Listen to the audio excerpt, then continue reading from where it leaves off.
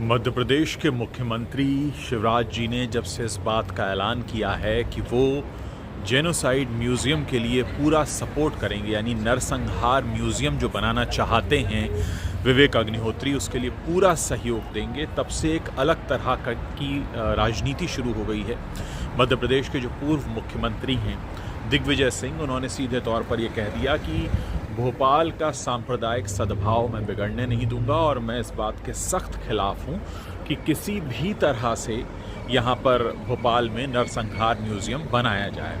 अब इस ट्वीट पर विवेक अग्निहोत्री ने जवाब दे दिया है। विवेक अग्निहोत्री ने सीधे तौर पर चोट की है और कहा है कि आप 38 सालों में भोपाल गैस त्रासदी पर तो म्यूज़ियम बना नहीं पाए, तो क्या आप इसका विरोध कर रहे हैं अपनी नाकामी छुपाने के लिए?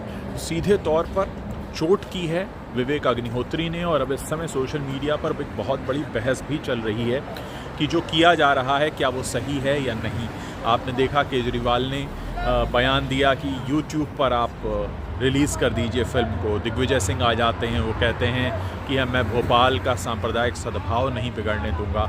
तो क्या ये जो फिल्म सेंसर बोर्ड ने पास की है, क्या इस बात का ख्याल रखे बिना की है कि देश का सांप्रदायिक सद्भाव बिगड़ेगा? ये तमाम तरह के सवाल हैं जिस समय उठ रहे हैं और बहुत से लोग ये जानना चाहते हैं अब कि ये जो सारी बातें अचानक से होने लगी हैं, इसके पीछे की असल वजह क्या है? क्या लोग अब इस पर राजनीति कर रहे हैं? सबसे बड़ी बात यह है कि अगर इस समय जो मध्य प्रदेश के मुख्यमंत्री हैं वो सहयोग करना चाहते हैं नरसंहार संग्रहालय बनाने के लिए, तो ऐसे में पूर्व मुख्यमंत्री को क्या दिक्कत है? और जो सीधा सवाल विवेक अग्निहोत्री ने किया है कि भाई आप तो इतने सालों में जो गैस ट्रेजेडी हुई थी उस पर कुछ नहीं कर पाए, उसका कोई संग्रहालय आप नहीं बना पाए, उसकी याद में कुछ नहीं बना पाए, तो फिर आप इसका विरोध क्यों कर रहे हैं? तो ये सारी बातें हैं जो बहुत लाजमी हैं और लोग जानना चाहते हैं कि ऐसा क्यों हो रहा है। सबसे बड़ी बात यहाँ पर एक ये भी है कि जिस तरह से इस पूरी फिल्म को लेकर राजनीति शुरू हुई है, उसमें आप देखिए कि देश के 2 करोड़ से ज़्यादा लोग इस फिल्म को अब तक देख चुके हैं। ये फिल्म 200 करोड़ रुपए कमा चुकी है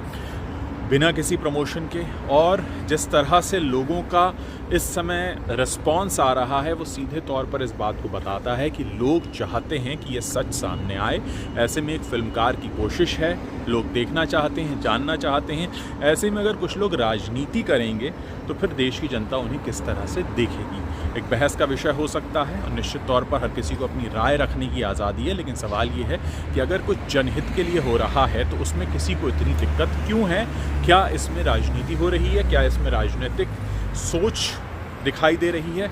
क्या ऐसा लग रहा है कि इसका राजनीतिक फ़ायदा लेने की कोशिश हो रही है? ये सारे सवाल आप लोगों के लिए हैं। मैं चाहता हूं कि आप लोग इस पर कमेंट करें ताकि हम समझ सकें कि इस समय जो द कश्मीर फाइल्स को लेकर अलग तरह की बहस चल रही है उसका असली कारण क्या है।